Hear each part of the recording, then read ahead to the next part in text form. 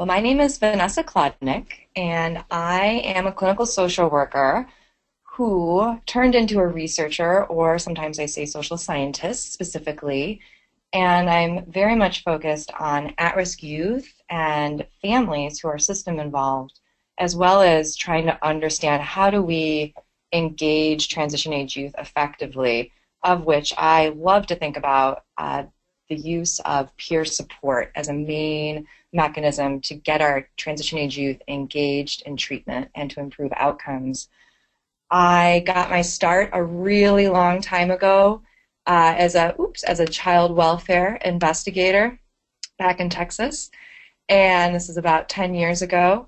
I took a lot of children out of families, and I saw a lot of untreated mental health symptoms, and it led me to social work, which I was very, very lucky to find this field. And I truly believe that if we can figure out a way to engage young people and families and services, that we can really make a difference, not just for families and services, but for us as workers, as supervisors, that we can feel good about what we do and making change. My work and passion lies really at this intersection between research and practice. I'm always translating research to practice and practice back to research.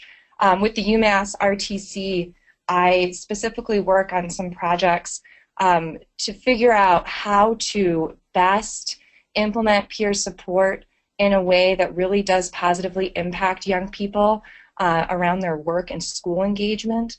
I specifically developed and implemented a young adult peer support, we called it a peer mentoring program, within a vocational center, which we use the IPS model of supported employment and education, and we added vocational peer mentors. And if you're interested in learning more about that, I want to direct you to the RTC's website where there's webinars, tip sheets, all sorts of different conference presentations you could probably download over the years of that project. But my role in that project is unique, and it gave me a foundation, a clinical foundation for being able to talk about how do you really develop a peer role, and then how do you supervise and support young adults in doing this role in a way that is not just meaningful for these young people in these roles, but also produces the outcomes that you want to see in your clients and their families.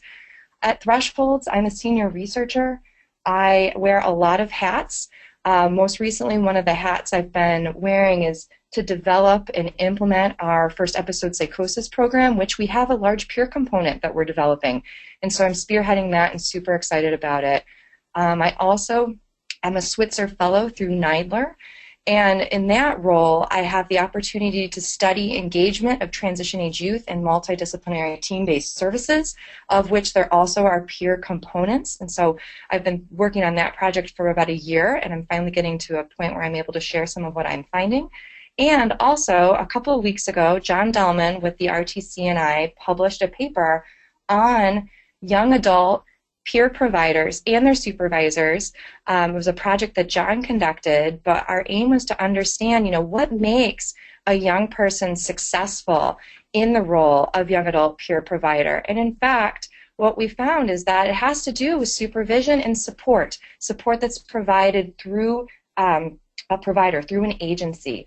That paper also looked to the UMass RTC website for that paper. We also could send it out to you guys. I think it is a paper that, although an academic manuscript is very usable and readable, it's something I try to do to make sure all my stuff it translates across from practice to policy and then back to research. Also, I always feel like it's important to share a little bit about who I am. With the Cubs winning the World Series last week, I have to tell you I live a block and a half north of the field. Something that happened that I think is really meaningful, especially given our political climate and what has changed this week with our incumbent president, is what happened in Wrigley Field, the actual field. The photo above my head is me and my daughter outside the bricks that actually make up Wrigley Field. And folks went there to write prayers, to write the names of loved ones who had passed away but who really wanted to see a Cubs victory. I just thought this was such a cool, very natural social thing that happened, and to be a part of that was really neat, especially for my soon-to-be 2-year-old who was trying to eat the chalk the whole time. And then also, Something that I just wanted to point out, a cultural thing in Chicago. Any of y'all who've been to Chicago may have visited our famous Art Institute. There's these giant lions, iconic lions that are there. And they finally put some Cubby hats on them. And so I went last week. I was downtown for a meeting, and I was like, oh my gosh, I got to go take a picture of myself with the lions. And so that was me in a very, very good mood last week after our Cubs clinched the World Series. So a little bit about me, and I want to transition to you. All of you in this role as a supervisor have this just awesome, awesome opportunity to change just so much about how we think about transition age youth mental health treatment. I just have to give you a shout out because your role, let me see if I can, there we go. You are really supporting the integration of a brand new perspective, a new way of working with transition age youth and engaging them in their families. And you need to recognize how exciting this is. I am excited to be part of this webinar training series and just to recognize that y'all are really changing the face of services. You're not only changing like the way we're going to work with young adults and their families, you're making the services more culturally appropriate, more youth friendly, beyond just being youth informed. You're also inevitably, by integrating young adult therapeutic peer mentors, you are in fact going to increase engagement. It will happen. We don't have research that specifically says this happens, but the word on the street across the country is if you can do peer support well, if you can figure it out, then you are going to increase engagement, and that then leads to improved treatment outcomes. Also, you in fact are providing a new route of employment and career development for young people who are diagnosed with serious mental health conditions and who have struggled vocationally. And so it's an exciting place, exciting role that you have to support something new. You are a part of a much larger movement. The peer movement and the peer provider movement started way, many, many, many years ago. And this is one piece of it that you have a role in. And I think it's really exciting.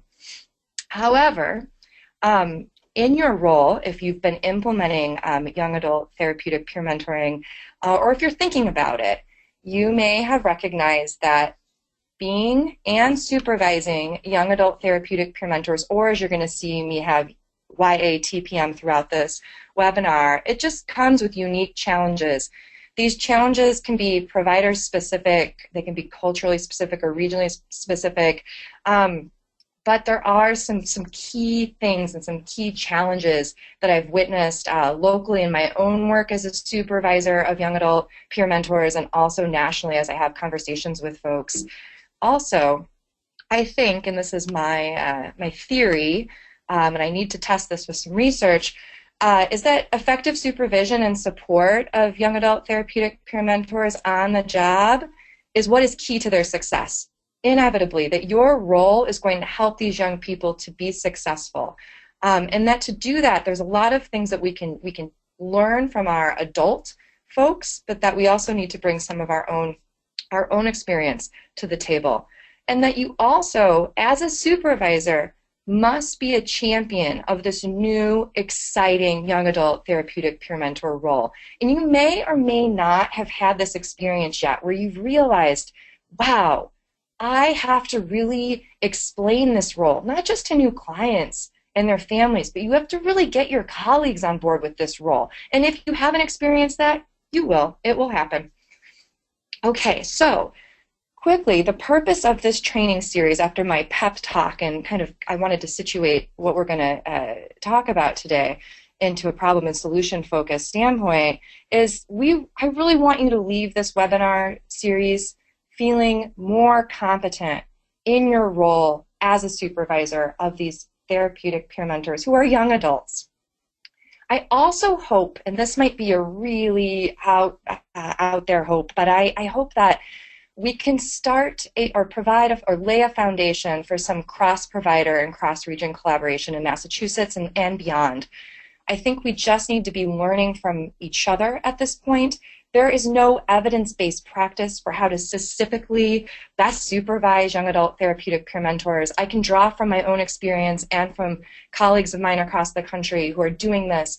However, it's got to be in your state that you guys work together to figure out the best way to do this. And as you're developing your practice profile and figuring out the role of young adult therapeutic peer mentors, we can figure out this system support for you as supervisors. This training series, as I've already alluded to, is based on a lot of different knowledge bases, my own experience with working with young adult peers, consultation with folks across the country, my read of the literature of adult peer provider support and supervision, which is super interesting, might I add. I have a couple of things I just came across from Massachusetts, actually, on the adult side of peer provider services that I'm going to make sure to share with you guys. That I just, it's important to know there is lots of places to draw from, but what I'm hoping to do is to orient you to resources as well as give you some insight that I think will help you to feel competent and actually to be competent in your role. And also, finally, and this is, I think, very exciting, part of my role with this project is to develop a toolkit with tools and supports and guidelines and best practices and principles that will help you and the folks that you train to take over your job to be successful in being a supervisor of young adult therapeutic peer mentors. I think that that's really, really exciting. Okay. So when we sent out the invite for this specific webinar series, the RTC asked you a couple of questions about what you wanted to get out of it. And I take those things very seriously. I want this to make sense and resonate for you. So, in fact, here is a list of things that we are going to cover today and also next month, all of which I think are very, very important in being an effective supervisor with young adult therapeutic peer mentors. The first few, why should we care about this kind of supervision for young adults versus adults? What might be different about it? Why is the developmental stage different? We're going to cover that today. We're also going to cover how do you talk about this role, this new therapeutic peer mentor role? Because guess what, as a supervisor, you're going to be talking a lot about what this role is and isn't. How do you talk about it internally within your organization as well as externally? We're going to talk about that today. We're also going to talk about how to approach effective supervision and sort of the philosophies behind how to do this within your context. I'm also going to spend some time thinking about what are the key characteristics as well as strengths and capacities that you want to think about for your young adults to be effective in these roles when you're doing hiring as well as ongoing training. Like, what are some of the things that you want to be aware of? Also, we're going to touch on today and again much more in depth next month on maintaining healthy boundaries on the job. This is one of these things that always freaks out supervisors. Like, how do I help folks whose job it is to specifically be a peer? How do I help them to maintain a healthy boundary with their clients? We're going to talk a lot about that next month, but I'm going to definitely talk about some policies that you can have in place and some practices you can initially. And then also more so next month, we're going to get into really how do you address self-care? How do you really help young people to tell their story strategically, not just effectively, but strategically? When's the right time to bring up my own lived experience? And then also, how do you role model self-care and help young adults to, excuse me, let me turn off, you guys can keep hearing that thing making noise, it's my email popping up. How do you help young people to maintain their own level of self-care on the job and off the job? Because guess what? We're asking young adults in these roles to not only take care of themselves at the job, but also to be role models and to really take care of themselves outside of work too, so they can share those experiences with their clients and be motivational as well as instill hope. Okay, so something that I think is super, super important is that in order to even have the conversation about transition age youth treatment and the integration of peers, there needs to be a basic acknowledgement that the philosophies from adult and youth worlds need to be integrated. So this notion of recovery, which from SAMHSA is this process of change through which individuals improve their health and wellness, live a self-directed life, and strive to reach their full potential. That this notion of recovery, it's okay. It might really work for middle-aged and older adults, but I would argue that it's more about discovery for our young people. And that's the act of finding or learning something for the first time, the act of discovering. And to borrow from Rusty Clark of the TIP model, he talks about this process, the strengths discovery process. And if you're aware of what the transition to independence process model is, you'll have learned about this process, that it, really the transition to adulthood is about figuring out what you like and don't, and what you're good at and what you're not, and what you can get better at, and what's stressful and what's not. And it's the process of discovery. And if we're going to do a good job as supervisors of young adult therapeutic peer mentors, we have to orient them to this. It's not just about, ameliorating mental health symptoms. It's about helping young people to figure out who they are. It's about discovery. And so I think that that's the piece that really needs to be integrated. And I think it could be helpful when you're coaching and developing your young adult therapeutic peer mentors, that you're talking about discovery and that we're working on discovering or helping our clients to discover who they are and who they want to be. And I have to just to think about 20-somethings and what's going on with them in general, let alone what is going on with therapeutic peer mentors who are in their 20s, or our clients who are in their 20s, or our family members or friends or siblings who are in their 20s. We have to talk about emerging adulthood. And if you haven't heard about emerging adulthood yet, I urge you to check out jeffreyarnett.com, look up this guy's stuff. There's lots of white papers and all sorts of stuff that's out there, talks about emerging adulthood. I'm going to just scratch the tip of the surface of what it is. But I think it's important for you to think about as a supervisor what's going on with these 20-somethings and their development and why that matters for your supervision of them specifically. So Jeffrey Arnett, doing hundreds and hundreds of interviews with folks in their mid to late teens through their 30s, he found that there's this, he's made the case using some research that this stage of development exists, that is between adolescence and young adulthood, and it's called emerging adulthood. And that adulthood is defined as, and this is my box down here, your capacity to take care of yourself, so you have to take responsibility, make independent decisions, and become financially independent. And once you achieve all three of those things, in whatever way you define those, that you are then an adult. What's interesting about this is many of y'all on this webinar might think, wow, am I doing all those every day to the fullest extent? Perhaps not. We all wax and wane in those throughout adulthood. Also, quickly just to mention, our brain science researchers have taught us a lot, and things we've known as clinicians for a long time, that folks in their early 20s, late teens and early 20s, sometimes aren't that great with planning and impulse control. They engage in some risky behavior. Well, and sometimes we've always said, oh, that's really teenage stuff. Oh, they're still acting like teenagers. Well, we know now that the prefrontal cortex, that's all about executive functioning, that's complex planning, and not acting on impulses and making sense of complex emotions, that kind of stuff. Your brain is still developing in that area well into your 20s, into your mid-20s, in fact. And so a lot of the models that are out there were all about planning. And in reality, this age group, tough with planning. Now think about supervising folks who are in this age group, right? And how do you help them to be effective on the job in planning their workday? Okay, so quickly, I just want to mention why emerging adulthood is so special.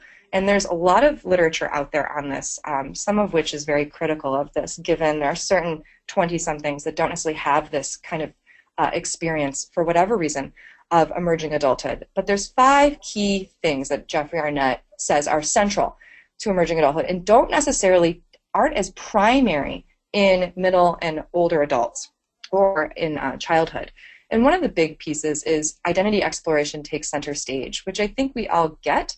But now take a step back and think about it for supervision purposes. You're the supervisor, you're developing and you're thinking about supporting young adult therapeutic peer mentors. How are you helping them to explore their identity? It doesn't have to be in a therapeutic sense. It just has to be in the sense that you're helping them kind of consolidate the stuff and always think about it.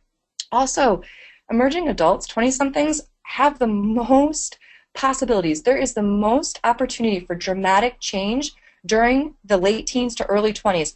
Folks overnight, and we've seen this on our clients, we've seen it in 20-somethings in our lives, they will switch careers in one hot second, right? They will change their focus, and that is okay. That is actually the time in life when you have the least oversight from parents and folks kind of monitoring you, and you also aren't necessarily tied down with a mortgage and a family and kids, and so you have the most opportunity for change. Also, as you can imagine, when you have lots of opportunity for change, there's also lots of instability. And so Amongst young people in general, this is general population, lots and lots of instability in work, in school, in relationships, in housing, all sorts of stuff. So lots of instability. Also, as you can imagine, when you think about your 20-somethings, they're very self-focused, but they're doing it because they're able to. There's not a lot of pushback from family telling you have to do this, and there's also not this kind of tied down. They can be very self-focused, and they often are. And also, there's this sense that they feel very in between. They don't feel like children, and they don't feel like adults. And let me tell you, your 20-something employees are going to feel this way, where they don't feel like they quite fit into the older workforce yet, which you can leverage in order to mentor these young people and to take them under your wing. So why is the transition to adulthood so challenging? And this is one of my favorite slides, is that over time, social support's supposed to go down, and social demands are supposed to go up gradually. But the reality is that our folks that we're working with who are making the change from the child system to the adult system, who had a childhood onset of a disorder, which many, many of the young people we work with have, sometimes the changes of these are very abrupt. And also, it's sometimes tough to know, to understand what social support will look like and what social demands will look like. They're always changing. They're changing based on living situation, on relationships. They're dynamic. So what things tend to look like, and this is my example of youth who are aging out of the child welfare system or special education system, where you just see this giant, giant drop at 18, 21 or 24, depending on where you're at in the country. This is giant drop in social support. But then you see this instant increase in social demands. And in reality, we know that this transition to adulthood is this constant dynamic process of an interaction of doing things independently, and then also using whatever resources you have, emotional, financial support, information support, to really make sense of this time. And it's tough. Young adults in this age group, independent of being diagnosed with a serious mental health condition, are struggling. So let's talk about those young people who do have a mental health condition during this time period. One thing I just want to point out, the first bullet point is that we need to recognize that physical health in emerging adulthood it's at its peak. Rarely are our transition age youth staff or our clients thinking about their physical health. But also, as you can imagine, with all that instability, and as many of you know, this is not going to be new information to you, there are really high rates of mental health disorders, substance use disorders during emerging adulthood. And they're higher than any other time in human development. And also, if you have a childhood onset of a serious mental health condition, you have struggled. You are going to likely struggle with the transition to adulthood. So when you're thinking about your young adult therapeutic peer mentors that you're supervising, I want you to really think about, these are going to typically be young people in their 20s who have had struggles with their vocational development, right? They, because of having a serious mental health condition, may have had struggles socially as well, most likely. And that they then are set up for a transition to adulthood that's going to be challenging, but that they then could share those challenges and the things that they learn, the lessons they've learned with their clients, which is so exciting. And part of your job is to figure out how to help them to do that. And also, this is not anything new, is that young adults, these transition age youth folks, are the least likely to seek mental health treatment for a variety of reasons, which I'm going to mention in just a second, and that peer support is really promising for engagement. So here's my shout out as to why young adults can fill the gap. And this is also an opportunity for you to take this information, to use it, to explain to your colleagues, explain to your future clients and your friends even, why it's so cool to be a young adult therapeutic peer mentor supervisor, is because transition age youth clients are struggling across multiple domains. As I mentioned, living situation, relationships. It's not just about mental health. It's about vocational development. It's about social development. It's about identity, all this stuff. They're not necessarily interested in integrating mental illness into their identity forever. They're often feeling incredibly misunderstood, and also feeling out of place. Then your adult provider, is typically really well-intentioned, and they're trained to treat mental health symptoms and to think about mental health and wellness, not necessarily all the other things that matter to a transition age youth, like relationships and friendships and school and work and, you know, video games and social media. Not really trained to like be aware of that. And also our adult providers tend to really feel like they've been there, and they'd like to like say, oh, I've been there, you know, I'm your peer because I've been a transition age youth, I've gone through all this. But in reality, they really haven't been there, not in this specific historical period when social media and technology is really such a large part of transition age youth life and culture. And so having peers that are just slightly older than the young people they're serving, who can actually say, I totally get you.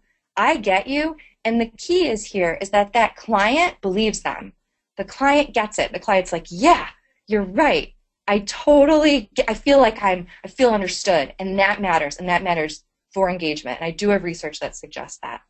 So you might be asking yourself, well, is peer support evidence-based? And don't worry, you'll be asked this by your colleagues if you haven't already.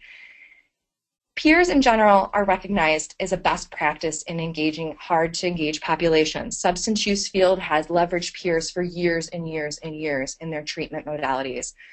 And we know from adult research in community mental health that peers in the same role, peers providing case management versus case managers who are non-peers, the peers in that role are going to be more successful in engaging, in forming a stronger working alliance earlier on, in getting a client to actually attend treatment more often. We know that that's the case. Peers can be really effective at the beginning of treatment. The long-term impact of peers, we actually don't know. There's no research that directly addresses youth peer support or young adult peer support, but it's more and more so becoming recognized as very, very valuable. And as we know, there are models out there, especially drawing from models like Big Brothers, Big Sisters, that we recognize as helpful. There's not a lot of research that says, oh my gosh, this is like the model that is going to, you know, increase vocational development by this percentage, but we know their value. We know schools value them. And so although there might not be evidence, strong evidence that these models work, there is evidence that they're of value. So very quickly, I want to stay very conscious of time, so I'm already 30 minutes in. What is peer support? We have this debate. We still have it all the time at Thresholds. I have it with John Dahlman at the RTC. What is it? What on earth are we asking these young people to do in this role? And so here is SAMHSA's definition of peer support and what it is. By sharing their experience, peers bring hope to people in recovery and promote a sense of belonging within the community. We know belonging is key for young people, and hope is really important too. And if you look on the bottom here, this idea of common life experience, a shared affiliation, a deep understanding, mutual support, that these things matter, that they are elements of peer support that are going to influence engagement and going to hopefully influence treatment as well, or treatment outcomes. Here's my favorite slide, and this is something that I adapted from Davidson and colleagues from 2006, who were thinking about what is the continuum of helping relationships and where does peer support really fall on this continuum of one directional, which is more of your psychiatrist-client relationship where all the power in the relationship is really held with the psychiatrist and the client is more of a passive receiver of the treatment, versus, you know, helping relationships that are reciprocal, 100% reciprocal, like friendship and mutual support. And so here's where I think that therapeutic peer mentors fall somewhere between peers doing conventional services like therapy and case management or skills coaching or education, psychoed, that therapeutic peer mentors fall between that and your typical peer support. And lots of people will say, okay, well, how is peer support different? Well, it's up to how you define it in your context. But here's how. This is from Heidi and Bonnie from Massachusetts, that the most important thing that young adult peer mentors do is offer hope to other young adults who are struggling to handle behavioral health challenges that are similar to those that they have overcome themselves. And so just to think, if that's the real crux of what it is, where do these young people fall on this? And how can I, as a supervisor, help young adult therapeutic peer mentors to engage in some relationships with their clients that are a little bit more reciprocal, that are a little more mutual, because that matters. I'm going to get more into this in just a second. Okay, so I mentioned briefly there's something about a working alliance, and that there is this belief, and there's some research that shows this, that through peer support, that a stronger working alliance is possible, and a stronger working alliance matters for treatment outcomes. And a working alliance is the collaboration. And I got this. This is so funny. When I prepped for this, it's so weird. Like, I've taught this in social work school, and I also was trained on the working alliance. But it's fun to think, what are the basic elements of the working alliance, and how can I, as a supervisor, use this idea of the working alliance with my therapeutic peer mentors, sit down and talk about how the bond matters, how goals matter, how tasks matters, and how it's a collaboration through a relationship where a mutually beneficial relationship can produce a working alliance. And that working alliance is the mechanism that's going to help a young person to do better in whatever way they've defined better, whatever their individual goals are. And I think that you can use ideas like this and integrate this into your supervision in a way that could be very helpful to helping especially young adult therapeutic peer mentors understand what they're doing and why they're doing it. There's really some thought, there's some theories behind this. And in fact, there is research that shows that stronger working alliances really do matter. And for instance, you can have a therapist doing CBT who has a poor working alliance with a client, and the same therapist doing CBT to fidelity with a client with a client where there's a strong working alliance. And what you'll find is that the dyad with the outcomes of the client who had the stronger working alliance with the therapist is going to be better. Stronger working alliances matter. So as I say this, and I'm talking about alliances, mutuality, relationships, I got to put this stuff out here right now, because I'm sure all of you, many of you, are thinking, and if you could nod your head, or if you're in a room with other people, say a few words about these fears. How can I prevent these young adult therapeutic peer mentors, or how can I prevent my supervision with them from turning into therapy? How on earth can I help these young people maintain appropriate boundaries with their clients? How am I going to help these young people stay healthy on the job? And you need to recognize it's not just your responsibility as a supervisor. It's part of all you're doing to support your staff without a lived mental health treatment or a lived mental health experience. You should always be looking out for the well-being of your staff. But for these staff who have maybe some other higher needs, maybe thinking about how we could get some accommodations. We'll talk a lot about accommodations next month. They're much simpler than you realize to do, as long as you follow up on them and are clear about what they are. And also, and this is something that's really interesting, and if you go down this route, which we do at Thresholds and a lot of our programs, how do we help our clients transition within the same program into the role of a peer mentor? How do you do that? How do you do it well? And these are the things we talk about all the time. I talk about this stuff all the time with different providers across the country. And so there's no right or wrong way to really address these, but I've got to ask you to get these out there and to talk about these with your supervisor, to really have real discussions about these fears, because they're legitimate fears. And I'm going to give you some tools and some things to think about and some principles to apply, but these are things you need to always kind of be thinking about as you're doing your work in order for you to be effective as a supervisor. Oh, I had color. Okay, so in order to address those fears, mitigate those fears, or minimize them, maybe not mitigate them, minimize them, you're going to need to really figure out what it is young adult therapeutic peer mentor characteristics are. What is peer? How do you define peer? What are the duties? What's the role? And you have to share that role widely across your agency.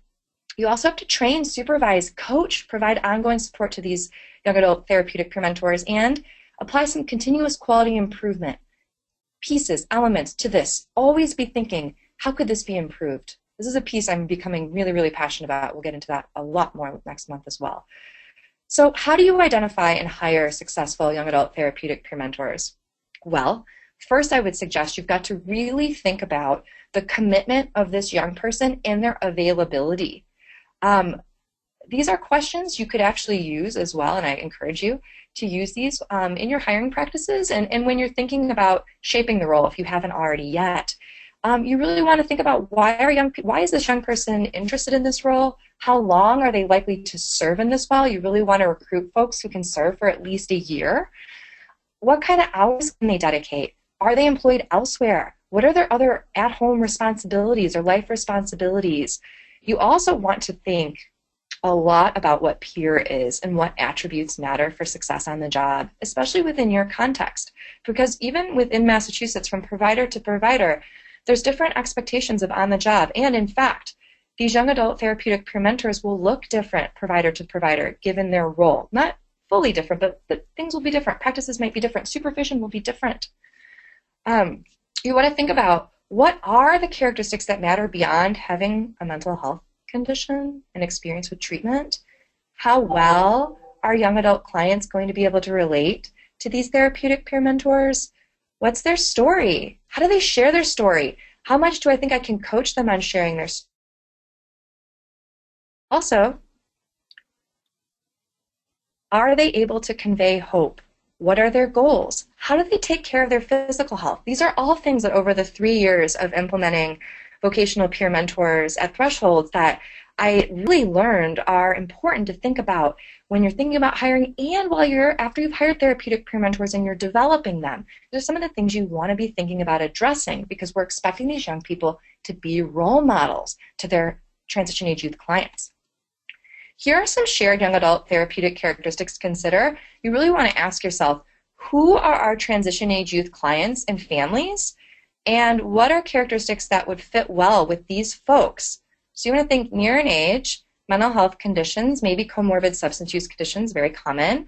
Vocational experiences, you want to recruit folks that are going to match, have similar experiences. And one thing I learned as well is that you really want to recruit folks who are perhaps will be inspirational to your clients in thus far as perhaps finishing college or finishing an associate's degree or getting a certain certificate. Folks who can demonstrate hope just by having achieved something, not necessarily even by having to share their story. Having similar interests and hobbies, perhaps similar treatment experiences. We learned that some of our clients really prefer to work with folks who have lived in residential care if they've had a residential care experience. There's something really bonding about being like, I've been through that. I've been in those settings that were like incredibly uncomfortable and where I felt like I was monitored all the time. That matters for that bonding. Also, there could be to an extent, a shared challenging childhood, right? And things that one experienced as a kiddo that folks could resonate, they could talk about together. Also, system involvement in the past, demographic characteristics important to consider, community affiliation, especially like in Chicago and also in larger cities in Massachusetts, just where are you from? If you're from a similar area, that can go way farther than having a shared mental health experience. And treatment program graduate can be such a powerful, powerful experience to have in your therapeutic peer mentors that I have to emphasize. There's my emphasis of it. Okay, so, all of these things matter, and you can think about these things as you're developing the role over time, and you can think about developing that role early on and say, I really want folks who look like this, but that's where you're going to have to, every quarter or 6 months review that and be like, who are we hiring? Why are we, how is that going? Like always reviewing that. We want to hire folks who are going to be successful in these jobs. One thing that continually comes up, I work with the RTC, I talk about this with John Delvin a lot, is how much support will these young adults in these roles need? You need to think about your role and responsibilities as a supervisor to other folks as well in order that you have the time to do this. How much monitoring will I really need to be doing? What ideas do these folks have? How creative are they? How are they with engaging transition age youth? And how strong are they with communication? Do these young people know how to write an email? Now, this is for any staff, any 20-something. Thinking about how they communicate, I always ask for writing samples. I ask for staff while they're waiting for an interview to give me a writing sample. I love emailing with potential candidates as well to see how they email back and forth. Also, this is really, really important. You need to know, and you'll find this out as you're working with as you're supervising and supporting your therapeutic peer mentors, how they're managing their mental health, what kinds of supports they have in and out of the office. And you know why you're going to know this? Is because you're going to be asking them to share this stuff with their transition age youth clients. You want them to say, oh yeah, I have this job and I love what I do. I'm a therapeutic peer mentor, but I also, see my therapist once a week because it helps me, stay focused. It helps me manage my stuff. Or I run, or I do whatever I do to stay healthy. And also something just FYI on medication adherence. A lot of the programs I've worked with and consulted with over the years, medication adherence is a big thing. I hear a lot of staff say, oh, medication adherence is what we got to really focus on. And it matters. You need to know what your young adult peers, what their views are on this. I've been to one program recently that they use their peers as folks who kind of engage folks around discussions about medication and adherence to it. And that could be really powerful. It just depends on your culture and your context and thinking about that. Really important, and these come directly from the description of therapeutic peer mentors, and I just want to highlight a few of them, is you need to think about, in order to best supervise a young adult therapeutic peer mentor, you need to know what they're doing. And in theory, we can talk about, oh, they're going to instill hope, they're going to increase engagement, they're going to form a bond. Well, what does that look like day to day, right? And so what it looks like is perhaps tagging along on community activities, being someone who doesn't look like, a typical social worker person who could go and be with a young transition age youth in the community and not raise any eyebrows, but be there as a support. That's cool. That is just, it's innovative, and that could be something that young people in this therapeutic peer mentor role do. Also, young adult therapeutic peer mentors could do some coaching around basic stuff, budgeting, organization, using your cell phone or your technology in ways to keep yourself organized. That's stuff that I train peer mentors on doing all the time. Something that you don't necessarily have to do. It's a little bit easier coming from a peer. Also, I've found in the peer mentors that I've worked with over the years that they come to me in supervision talking a lot about how challenging their transition age youth clients, their lives are around relationships and living situation, and just helping your young adults in these therapeutic peer mentor roles to kind of think through their own lived experiences of that and how they could help their own clients in making sense of this, right? And having good relational boundaries, right? Like, how do you have a therapeutic peer mentor coach their client, their transition age youth client, around having healthy boundaries? It's all about modeling it, and that you model it as well. Get into a lot of modeling next month. We're going to do a lot more practice specific stuff. One thing that I really, really want to mention, and this just gets at my just recent emphasis of clarifying the role of therapeutic peer mentors, it's going to decrease misunderstanding in the workplace, any stigma that this young adult therapeutic peer mentor is going to face on the job. We all need to know what this role is and what it's not. And there's a lot of different ways that you can make sure this happens. I would suggest during orientation of all new staff that therapeutic peer mentor role is mentioned, that it is described just as any other role would be described. Having a kickoff if you haven't started these services, or if you already have, having something really fun to orient your entire agency to this role and how awesome it is. You also have to be really specific about the variety of roles. In the previous couple of slides, I talked about some of the things that peer mentors could do day to day. But just really thinking about like all the different things we're expecting this young adult therapeutic peer mentor to do. We're expecting to be a member of a team typically.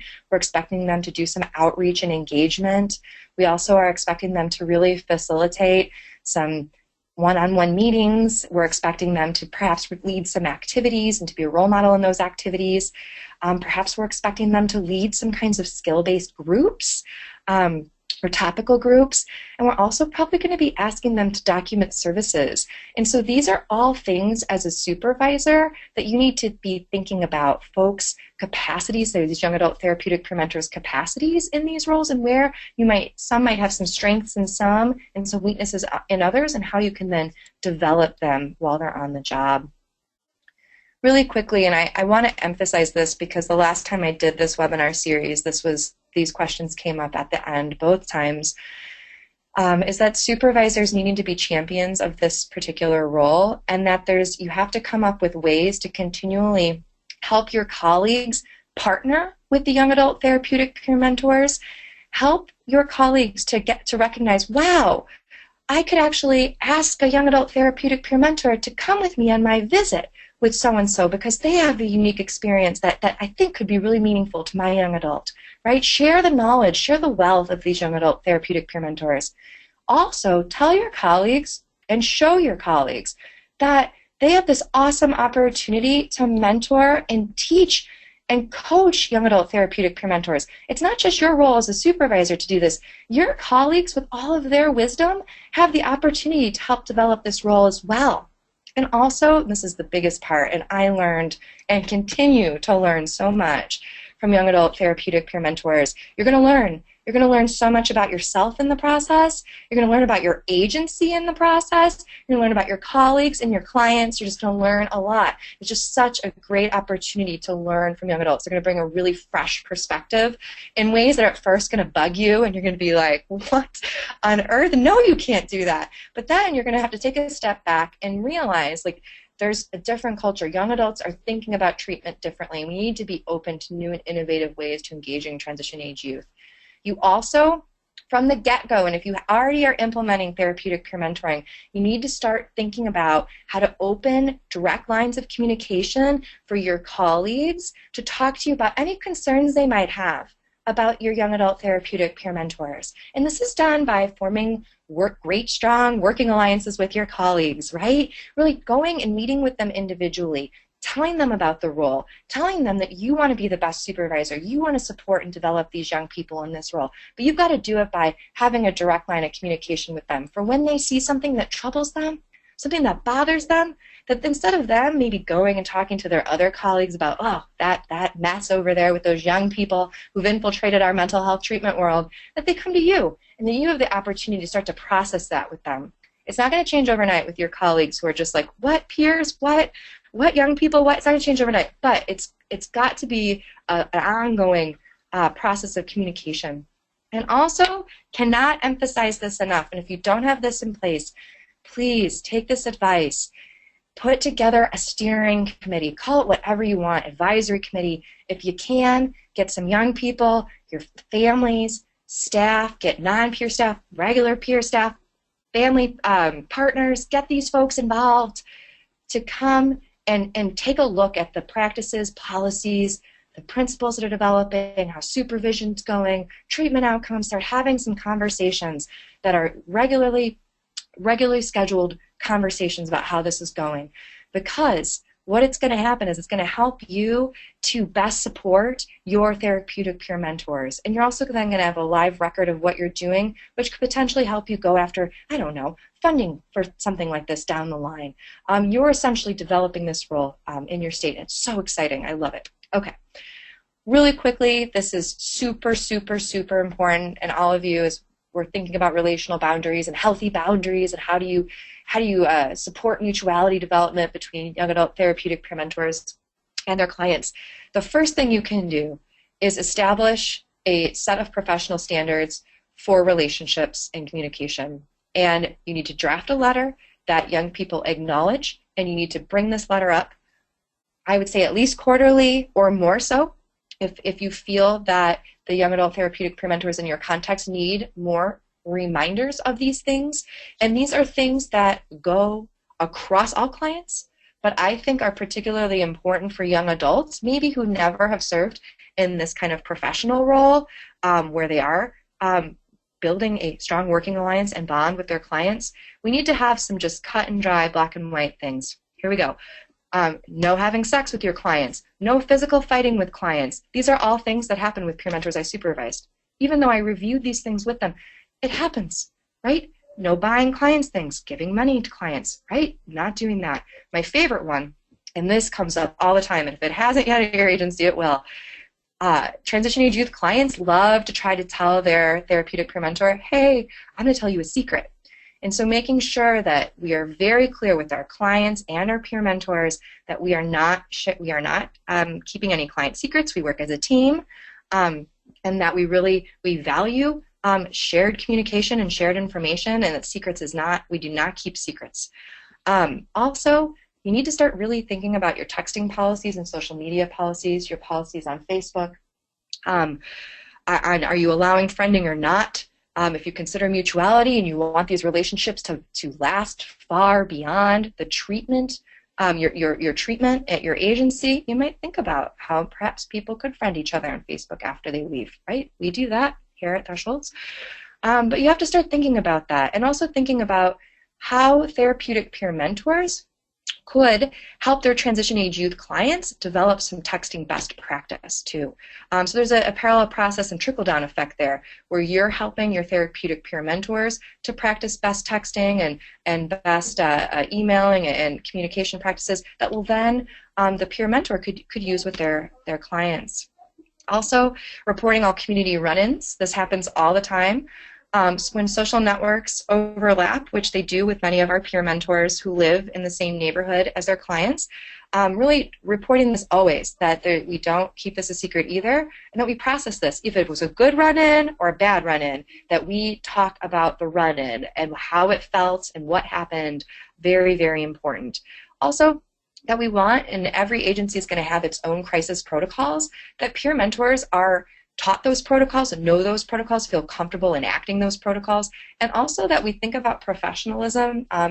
It depends on your therapeutic peer mentors that you've hired. In my experience, when I've worked with some folks who might have struggled with like professional dress, being really concrete about that and saying, hey, you know, this is what I need you to wear, but also realizing if we want these young people to engage these transition age youth clients, we need them to look like them. So we don't want to change them too much, but we also have to help these therapeutic peer mentors to appear professional and sound professional for colleagues to buy in. And so this is this fine line that supervisors have to help their therapeutic peer mentors to appear youthful but also appear professional. And part of this is, you know, when the peer mentor goes to leave that their job, they got something else they want to do, or maybe it's not the right fit, that they do provide 2 weeks notice. I mean, thinking about those basic things that might be these young adult therapeutic peer mentors, this is their first real professional gig, and they might need some coaching around these things. But being really concrete and describing these standards really, really important, and bringing them back to supervision. That's why group supervision works really well, because you can review all these together and talk about different experiences you've had with them. Quickly, having a plan for supervision is a must.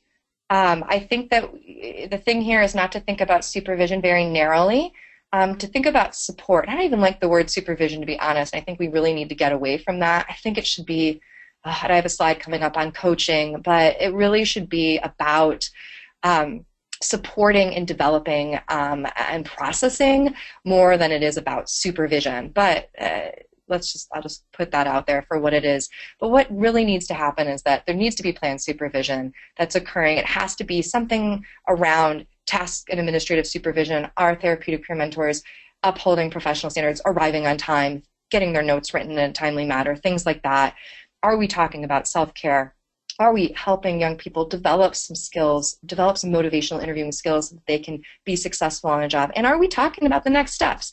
Because guess what? These young people are not going to be young for the rest of their lives. They're going to become middle-aged and older adults. And so what are the next steps? They're not going to be in this role forever. So we need to be thoughtful about that. And it needs to be part of planned supervision.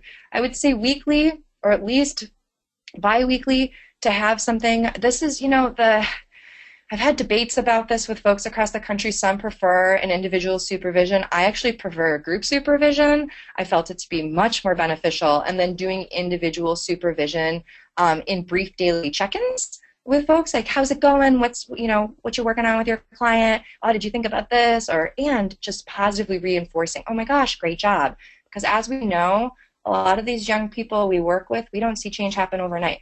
And so I definitely have witnessed peer mentors who are young adults themselves get really frustrated with not seeing change happen overnight in their clients. And so we need to really be positively reinforcing effort, no matter what it is, in our roles. And brief check-ins can be a way to do that. Being present just matters. This is my experience and from folks across the country. As a supervisor, just being on site, being available via text, and just being there. And having your therapeutic peer mentor know you're there matters as well. Group supervision is really great. I think if you aren't able to do group supervision, if you can think about ways to help your therapeutic peer mentors connect to other people in that role at other providers. This is something I've talked a lot with Bonnie and Heidi about, trying to figure out a way for folks to connect. And I hope that you guys work on that. I think it'd be so cool and so beneficial, because just having these young people interact and share their struggles on the job and their solutions and their lessons learned are just so key in keeping them happy on the job and successful in their work. And also, using a template to guide supervision. I'm going to touch on a template that I use, and then I'll talk a little bit more about this next month. But it's really good, obviously, to follow up on last supervision. I mean, this is just best practice in supervision.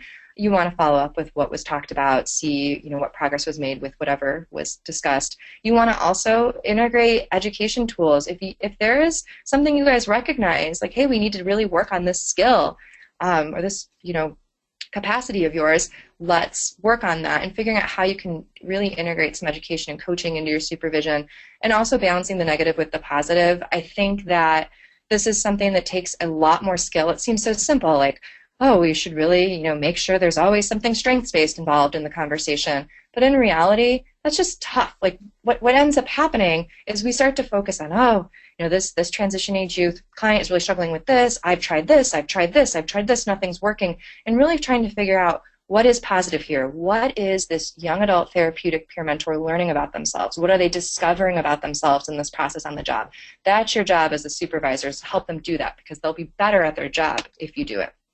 Oh, and this is sorry I already mentioned this in the group supervision. You want to really have these young people connect whenever they can with other people in this role. Okay, now you're this because I'm bringing the Working Alliance back up again. And I think that in order for you to be successful as a supervisor, to have that space and place set aside, that weekly supervision, if you do it individually, and you're focusing on skill development and self-care, you have to have a strong working alliance with your therapeutic peer mentors. You have to. And the reason why is you need to make sure that your young adult therapeutic peer mentors are really talking about their on-the-job struggles with you. The only way they're going to come to you and say, oh my gosh, I'm really struggling with this client, or this colleague said this that made me really feel uncomfortable in that group I was co-leading. The only way you're going to get at that is if you have a strong working alliance with your young therapeutic peer mentors. You've got to make sure that they come and talk about what's up with them. Also, by having a strong working alliance where you've got a strong bond, you've got collaboration about what supervision should look like, this is something to think about too, is that you should build the supervision process with your young adult therapeutic peer mentors. Don't just say, oh, we've got to follow this form. No, be like, what do you want to get out of this? Right? It's not therapy. It's about developing these young people to be successful in engaging and helping their teenage youth clients reach their own individualized goals, right? And in order to do that, you have to have therapeutic peer mentors who feel comfortable engaging in a discussion with you. They have to feel comfortable to maybe say to you, when you say, hey, you should really do this with this young person, this young adult therapeutic peer mentor has to be able to say, no, I don't think so. I think you're an adult and you don't get it. I think we should try this. And you have to be willing to engage in that discussion as a supervisor. And the only way you can have discussions like that, where you can actually go back and forth and come up with a really innovative, collaborative intervention that then a therapeutic peer mentor can go do with their clients, is through having a strong working alliance.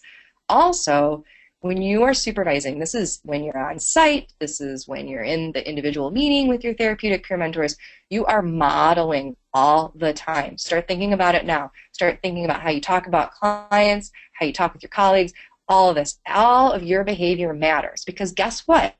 This is all a parallel process. You are the supervisor. You are role modeling, coaching, developing young adult therapeutic peer mentors. And then in turn, these therapeutic peer mentors are going and role modeling, coaching, teaching skills, they're motivating their clients. It's all a parallel process. And get this is something that you need to recognize. Strong bonds. You're not always going to love your therapeutic peer mentor. You're not always going to love you're not always going to have that strong bond where you're like, wow, this is really a collaboration. And guess what? You need to actually know that, because Your therapeutic peer mentors are sometimes going to struggle with building strong bonds with some of their clients. That's a legitimate thing, and you got to be able to process that, right? You got to be able to process that with your clients, being really real. Okay, I need to be conscious of time because it's already 12:02. I've already kind of made this point. Your goal as a supervisor is to be a sounding board for innovation coming from your therapeutic peer mentors as well as on-the-job struggles. And in order to do this, you have to be transparent about your desire to help your young adult therapeutic peer mentors be successful on the job. You need to be clear that supervision is not therapy. Yes, we are going to talk about some of your lived experiences, your struggles. When you start to have struggles on the job, please let me know. But when I recognize that, wow, this is really starting to get in the way of your work, that these supervision sessions are becoming more about like off-the-job stuff and about really mental health stuff, and we're processing your own mental health and well-being, I'm going to stop us and I'm going to say, okay, how can I help you connect to someone, your therapist or a therapist if the young person doesn't have a therapist? And I would suggest that you ensure that your therapeutic peer mentors all have access to sufficient mental health treatment and supports and social networks where they receive adequate emotional support. Otherwise, therapy. It will be that you become their supporter or the agency, your colleagues, because you don't want it to be that way. You have to be really concrete about that from the beginning. And continue to stress that. And don't be afraid to say, oh, it really seems like kind of getting in an area where it's more about like what's going on with you and your mental health. You really need to talk about that, but let's figure out together how I can help connect to your mental health provider. Help you process that. Also, you need to express your intention that you want to help develop young adult therapeutic peer mentors. You're there to help them be successful. You're there to actually win for that. You need to be present. This is for us as a supervisor because we have like millions. You have to be present when you're meeting with your peer mentors. Set aside, turn it on at least, and your email things off. Even though I'm doing this, my emails ring. You have to also celebrate your small successes. You have to also celebrate your small successes and practice a little mutuality. If you're asking young adult therapeutic peer mentors to share their lived experiences, you better start recognizing that that's a skill that can feel a certain way. You've got to experience what that feels. You really have to be thinking about how have you stayed healthy? Vanessa, this is Dee. I'm sorry to interrupt. We seem to be getting some sound issues. Did you change anything with your phone, with your, Hello? Can you hear me? Yeah, we're getting some phone issue or sound issues. What are you using to talk? Your phone or? The computer, the microphone. Have you gotten up farther away from it? Nope. Can you hear me now? What? If you keep breaking up, I'll interrupt again. I'm sorry. Not sure if I should restart or not, but let's try to keep going, and if you keep breaking up, we'll try a different way. Okay. All right. I can see myself lighting up in the corner of this thing. Do you know where I left off? Let me see where you are. I'm sorry, guys, about that. I must have, or my computer must be having an issue. I was very passionate about practicing a little mutuality, but I'm recognizing folks didn't hear that. Yeah, you were on that area. Okay, I'll just continue. All right, hold on. All right, so as a supervisor, you've really got to think about just how you stayed healthy on the job. Draw from those experiences to share your own lived experiences with your young adult therapeutic peer mentors. Think about how to do that. And as you're doing that, you're role modeling sharing your own lived experience for young adult therapeutic peer mentors. Also, this is just, I think, best practice for maybe new staff, but I really think that it's important for young adult therapeutic mentors is that you're accessible during the day, and when you're not accessible, that you let these folks know who is.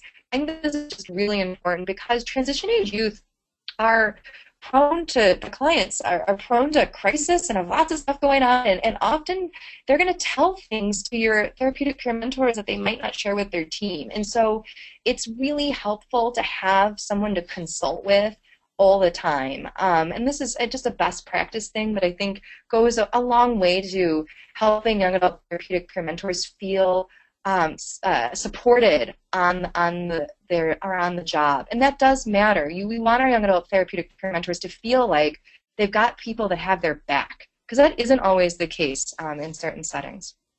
Okay. So essential topics in young adult peer mentor supervision, I would say, are the following 5 things. You could have a lot more topics, but I think that these 5 are really, really key. On-the-job performance, of course, matters. That's more of your administrative tasks. Wellness, so the self-care, we're going to get a lot into planning on self-care and enacting your own self-care wellness plan next month, and how you can help young adult therapeutic peer mentors do that. Hugely important. Relationships, always making sure that relationships are part of supervision, that you're talking about the quality of the relationships, struggles in relationships, the meaning of relationships, because this is what matters for transition age youth too. And the more that you can help model how to talk about relationships and healing in relationships as a supervisor, will help your young adult therapeutic peer mentor be able to use that same kind of language and same ideas with their with their clients. You have to think about skill development. Young people are going to come to you into this role, and they're going to need some support with developing skills. And so thinking about, and you might separate this out as training, but I found that supervision could be a great place for training and role playing. And also, finally, career development. I know I mentioned this earlier, but I do think it is super important that at least once a month during your weekly supervisions that you bring up career development, as you set aside 10 to 15 minutes to talk about what is the young person doing for their career development. I think this is super, super important. And then celebrate as this young person makes milestones, as for whatever that means for them in their career development. Here's my slide on coaching. This is, slightly controversial. This idea that being a coach is how is that different, or maybe it's not controversial, it's not the right word, but I think it fits really well as a supervisor of young adult therapeutic peer mentors to think of themselves as coaches and mentors rather than like supervisors and monitors and bosses. I think that word coaching just fits a little better for the whole model and for transition age youth. I think that in this role, and something I definitely struggled with over time, is balancing supervision being a discussion of like clinical stuff, like, oh, what's going on with the client, what barriers on the way, how can we overcome those barriers, how do we get, different social supports involved, and really like process, which I love and is so important, to really figuring out like what are the next steps, what are the action steps that a therapeutic peer mentor is going to go and try out. I think with peer mentors, really helping them to get those action steps and those directives like right then and there when they're leaving you as a supervisor are really key.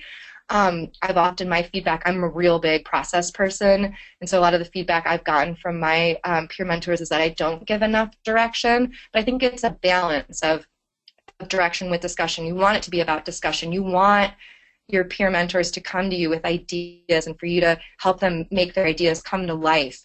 And sometimes when the ideas are like completely outlandish and not feasible, helping them to understand like, okay, like what can we do to try to get a piece of this or an element of this idea happening with you and your client. Also, using, again, just leveraging your lessons learned from the field.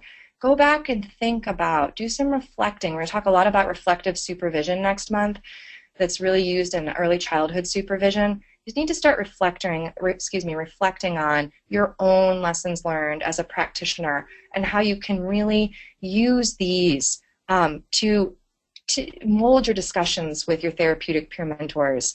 I think that there's just so much you've learned and so much wisdom that you can share. And that figuring out ways to bring in your own story, to do that, like that's what you're asking the therapeutic peer mentors to do. That's what you've got to do in supervision. This is another mention of directives, as I already said. It's just really important also to practice things. And so I feel with young adult therapeutic peer mentors, this is why group supervision worked out really well when I was doing this for 3 years, is practicing the intervention, practicing the language, practicing the questions we're going to ask to get that young person to shift, to think about something a little differently. And just getting that, like, I like this quote, that it's really about maximizing someone's capacities in this role, a young person's capacities in this role. It's not just teaching. You don't necessarily want to think of yourself as a teacher, but you want to use your own lived experience and your clinical expertise to really help this person be successful. Okay. And finally, quickly, is just to mention former clients in this role. You really need to celebrate young people who make this transition. You need to be really transparent and aware of the challenges that this will face. And this will look different from provider to provider depending on what types of services the young person is in, but just being really realistic about what this might look like and being intentional in planning for and addressing challenges that arise with this role. We specifically sought out to recruit all program graduates for our peer mentoring program and our youth services, and we ran into a lot of problems with it, which I'm more than willing offline to talk more about with anyone who specifically wants to do this. I think it's ideal to work with people who are a little older, who've been distanced from the program for maybe 5 or more years so that their actual clinical treatment experiences don't overlap as much. However, that's just one little lesson learned. And finally, just to end with, hey, all of you clinical supervisors on this webinar, you need support in clinical supervision yourselves. You need to be thinking about how you can get this. If you can't get it from your direct supervisor right now, how you can find it in another mentor at your agency or another agency. Ideally, how you could talk with other folks in this role, so all of you that are on this call right now, figuring out a way to connect you. It's really key to have someone to process some of what you are experiencing, because get this, did you hear me talking about how I'm expecting you to share your lessons learned and your experiences? Well, that comes with something that you need some support around that. You need to process it. Also, FYI, administrators on the phone, that you guys really have to be aware of this. Your clinical supervisors have a unique and important role in supporting therapeutic peer mentors, and the agency administration needs to be on board with providing adequate supervision and training and support. Webinars like this that help us to gain skills and to think about principles of how to approach therapeutic peer mentor support on the job. So important. Really looking for places to get this kind of supervision. So if your agency doesn't tell you to get it, like I'm telling you, get supervision, get good supervision to process this stuff, figure out a way to get it yourself. Therapist, colleague, former colleague, figure it out. It will benefit you in the long run. So objectives achieved today. I hope that you've learned a little bit about the challenges that face young adults as they transition to adulthood, specifically how those ideas might map on to young adult therapeutic peer mentors. I hope you've learned a little bit about how the term peer could be really diverse once you start to think about all the different ways in which young people could identify one another as peers. I also am hopeful that you thought about different ways to support young adult therapeutic peer mentors on the job, and also that you've been exposed to the Working Alliance as this thing, this tool, this idea, this theory, but also perhaps a practice that you could bring into your supervision and as a way to be effective as a supervisor. And as I just introduced like a very basic 5-topic framework, I didn't provide you really any specific tools on what to do in those individual supervision settings. I'm going to do that next at our next webinar, which is Tuesday, December 6th at 12 Eastern Time. To register, you can go to that link. And these are some of the things I'm going to be building on next time. I'm going to talk a lot about psychological capital. It's a really interesting concept, and how you can build it in your therapeutic peer mentors. How do you really support role model relational boundaries? How do you help with strategic storytelling specifically? There's some models out there. I want to share my experience with using some of them. Also, how do you really help young people to get beyond validation and empathy to actually do some work and to see some progress in their clients? We're going to talk about accommodations and how you can start to think about them and enact them. And also, how do you think about program evaluation and quality improvement in this? That just is such an important piece of all this. So I think that is it. Thank you, guys. I hope you have some questions. Thank you so much. We have had some questions come in. The first one is, are there key questions to ask in interviewing peer mentors? Yeah, so some of the questions I had on those slides can be helpful. I think it's really important for you to think about what it is, like first think about the role at your specific agency and what you are hoping this therapeutic peer mentor will do. What is their role? How will they fit? And then working backwards from that, once you define that, and thinking about what are some of the questions that I can definitely ask. I think that the questions about, asking specifically, and you could do this, I have an example of this I think might be helpful to you. When you're interviewing young adult therapeutic peer mentors, you could ask them while they're waiting for the interview to write down their story, to share like why they want the job, so you're kind of priming them for the interview, what it is in their life experience they feel like they could share that would make a difference in young people's lives, gives you a writing sample. It also gives you some insight into how they're thinking about their mental health experience and what they could bring as a peer and as lived experience to your provider context. One other thing, to think about is we want to make sure our young people have support outside of the agency, and you have to be thoughtful about how you ask in an interview about stuff like this. But you want to, be direct and say, for this role, it can be challenging at times, and we want to make sure. Excuse me, we don't want to put words in a young person's mouth. We want to ask, how do you take care of yourself outside of the workplace? What do you do to maintain a high level of self-care? What do you do to do well on the job, to maintain a certain level of wellness, health and wellness? I think that these are questions you want to know the answers to, because you want these young people and the therapeutic peer mentor role to be able to share how they're taking care of themselves outside of work with their clients, and so you want to know those things. Also, just from really quickly from a supervisory standpoint and thinking about notes, I know that billing and note writing is just such a big part of this role, whether we like it or not, like this matters.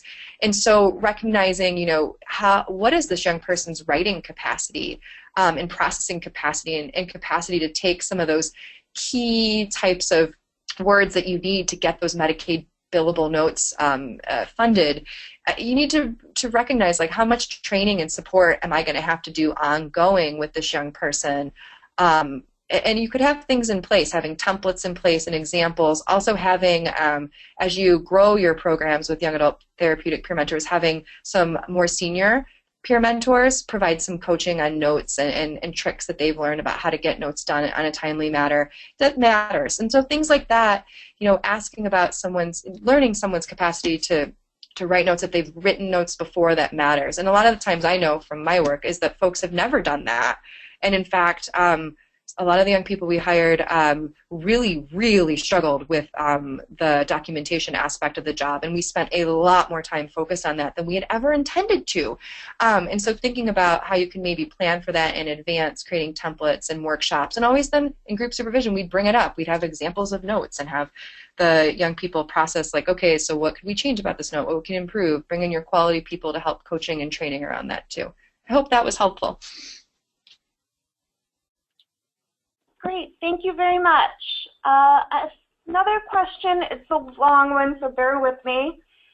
We've been told that the young adult therapeutic peer mentors would be an adjunct to our already existing therapeutic mentoring services, and that we need to utilize the same performance specifications in hiring, including having to be 22 years of age, clean quarry, etc. How do you build a practice that includes these expectations, productivity, working hours, etc., with the supports needed for success in the young adult therapeutic peer mentor role? So I'm sure Heidi could jump on in a second once I kind of give my 2 cents to this. We have a similar situation with our CRSS credentialed peer supports that are on our transition age youth treatment teams, look a lot like ACT, sort of community treatment teams, and being held to the same standards as the other non-peer professionals on the team can be incredibly challenging, especially when young people are coming. This might be their first professional job. One way that we've looked at this is to do a lot of advocacy within the organization and then with the system, and trying to look at how that we could change some of the performance requirements specifically.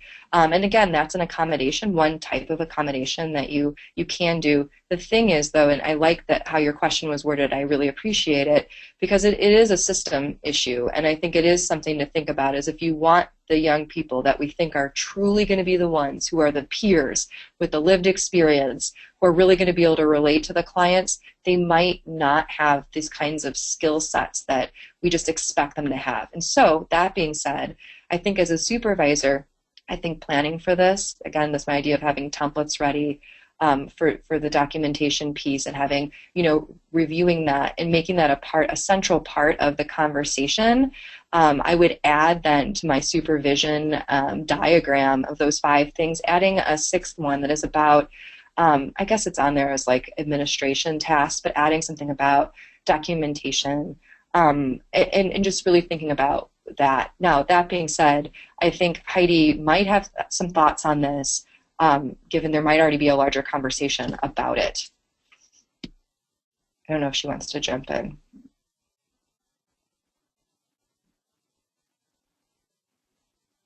Oh, she's not. Well, what I can tell you is it can be very challenging, but that if you're committed to screening for those types of skills and competencies when someone comes in, and then you're committed as a supervisor to really working on developing those, right? And so that matters. Heidi, can you jump in? Can you try to jump in? I'm sorry. Is she muted on yours? Can you unmute her?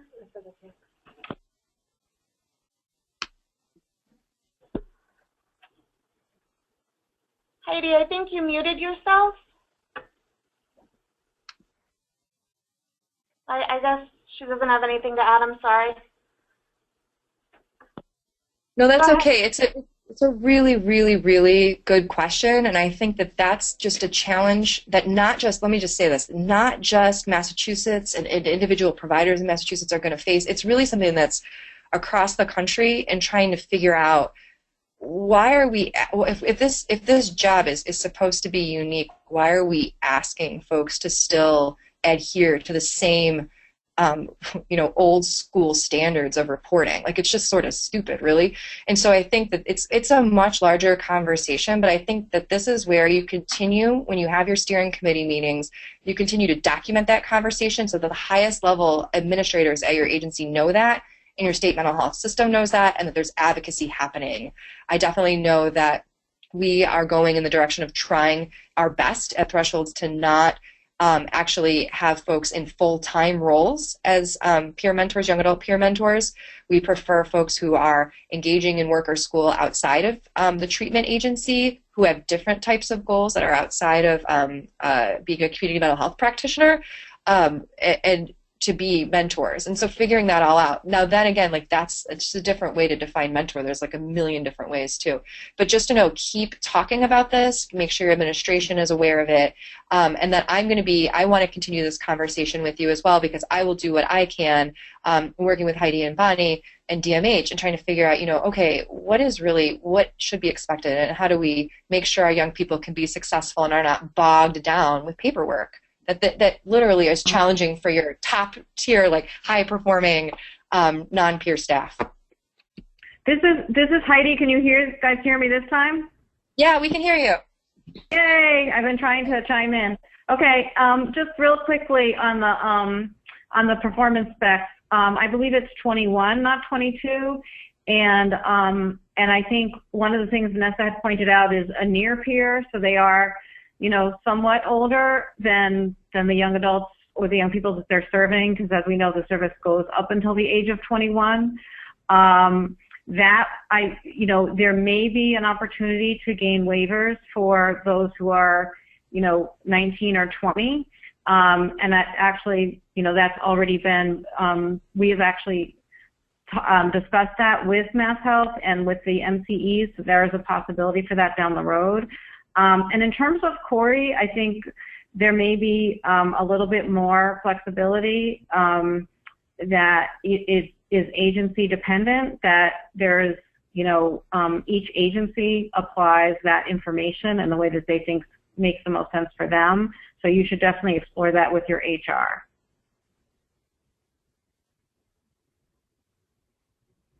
Great question.